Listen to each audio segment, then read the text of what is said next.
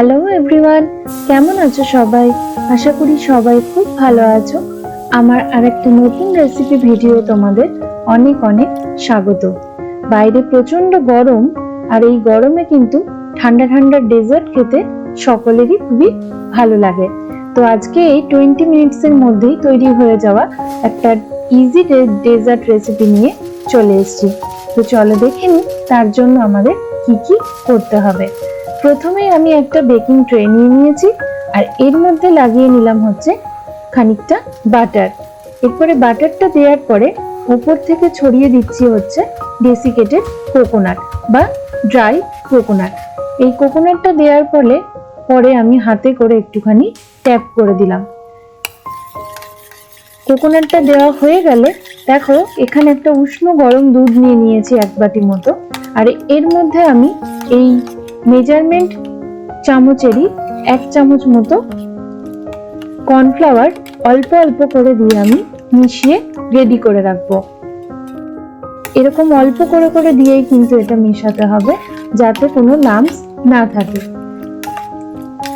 কড়াইতে 600 ml মতো দুধ বসিয়ে দিয়েছিলাম। এটা কমে যখন 400 ml এর মতো হয়ে এসছে প্রায়, তখন আমি এখানে গ্যাসের ফ্লেমটাকে একদম লো করে দিয়ে ওই কর্নফ্লাওয়ার মিশিয়ে রাখা দুধটা দিয়ে দেব। দিয়ে আবার হাতা দিয়ে একটুখানি নাড়াতে থাকবো। ওই একই কথা বলবো, নাড়াতে না থাকলে কিন্তু এই লাম্পস কিন্তু আবার চলে আসবে। তো এভাবে আমি হালকা আঁচে দুধটাকে আরো একটু ঘন করে নেব। যখন দেখবে এটা বাবলস মাঝখানে এবং সাইডে চলে এসছে, তার মানে কিন্তু এটা প্রায় হয়ে এসছে। এই পর্যায়ে একটা স্পুন এখানে ভেতরে দিয়ে স্পুনটার ব্যাক সাইডে তুমি চেক করে নিতে পারো। দেখো এখানে আমি দাগ দেওয়ার সঙ্গে সঙ্গে এভাবে লেয়ারটা সরে যাচ্ছে, তার মানে এই পর্যায়ে কিন্তু আমার একদম এই মিশ্রণটা রেডি। এই উষ্ণ গরম গরমে আমি এটা ঢেলে দেব ট্রেটার উপরে, এবং ট্রেটার উপরে দিয়ে আমি এটা ভালোভাবে চারিদিকে ছড়িয়ে দেব যাতে কোনো জায়গায় আনইভেন না থাকে।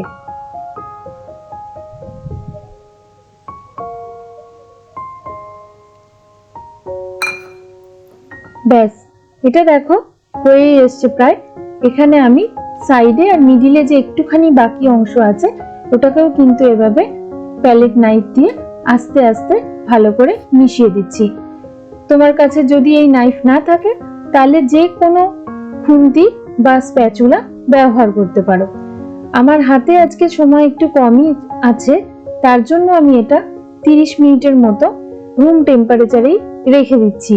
তবে এক্ষেত্রে একটা ছোট্ট টিপস দেব, যদি হাতে সময় বেশি থাকে তাহলে এটা কিন্তু রুম টেম্পারেচারে রাখার পরে 1 ঘন্টা মতো ফ্রিজে কিন্তু সেট হতে দেবে।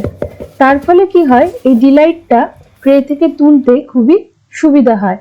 আর এই ডিলাইটটা যত সফট আর কটন টাইপের হবে তত কিন্তু এটা খেতে সুন্দর হয়। এখানে একটা ড্রাই বোলের মধ্যে আমি 300 ml মতো হুইপড ক্রিম দিয়ে দিয়েছি। এখানে তোমার চয়েস, তুমি হুইপড ক্রিম রেডিমেডও বাজারে পাওয়া যায়, সেটাও ব্যবহার করতে পারো।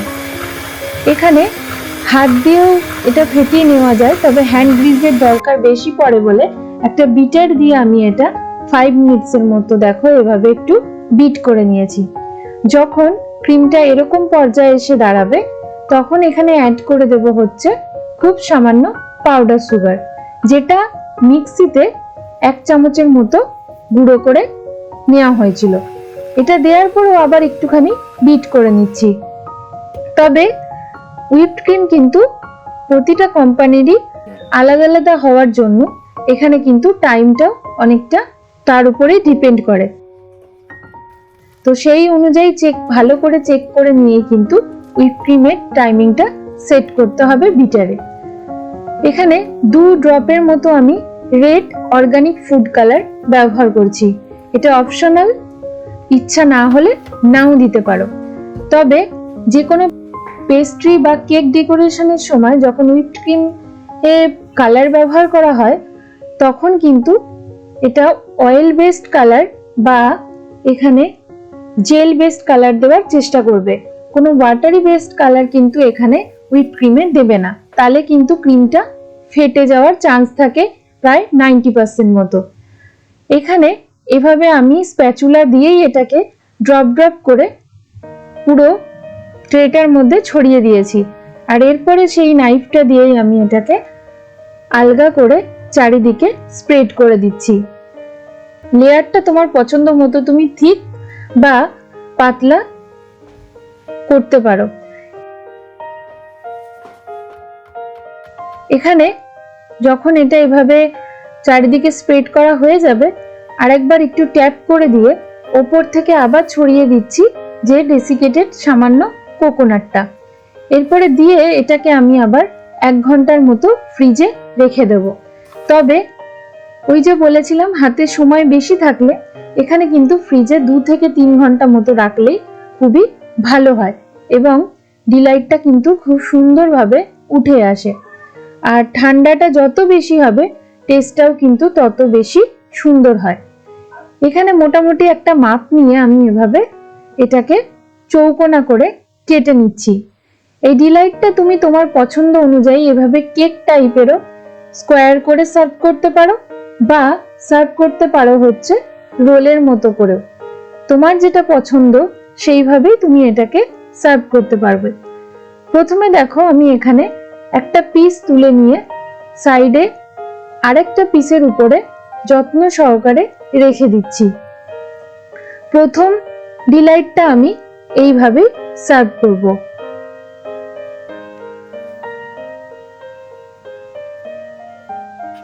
এবারে এটাকে খুব সাবধানে দেখো তুলে নিয়ে আমি সাইডে রেখে দিচ্ছি।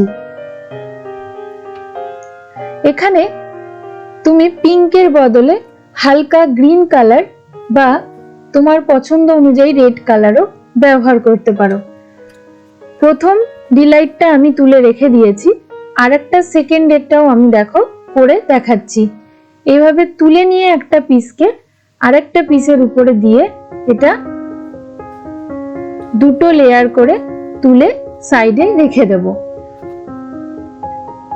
খুব সাবধানে কিন্তু এটা করতে হবে, কারণ যত এটা নরম হবে তো আর কটন টাইপের হবে তত কিন্তু এটা খেতে সুন্দর হয়। আবার একটা বড় স্কোয়ারকেও দেখো এভাবে দুটো ভাবে লেয়ার দিয়ে আমি রোল টাইপের করেও কিন্তু এটা সার্ভ করব।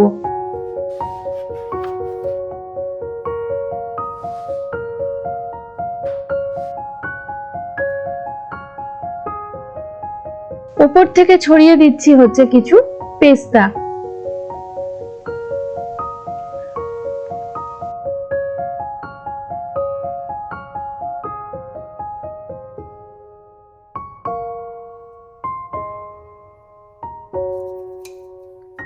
আজকের রেসিপিটা কেমন লাগলো জানাতে ভুলো না। এরকমই আরো নিত্য নতুন রেসিপির জন্য সঙ্গে থেকো। সবাই খুব সুস্থ থেকো, ভালো থেকো। আর এই গরমে এরকম একটা সুন্দর ডিলাইট কেমন লাগলো জানাতে ভুলো না। আজকের রেসিপি এই পর্যন্তই। দেখা হবে আবার একটা পরবর্তী ভিডিওয়ে। Till then, tata.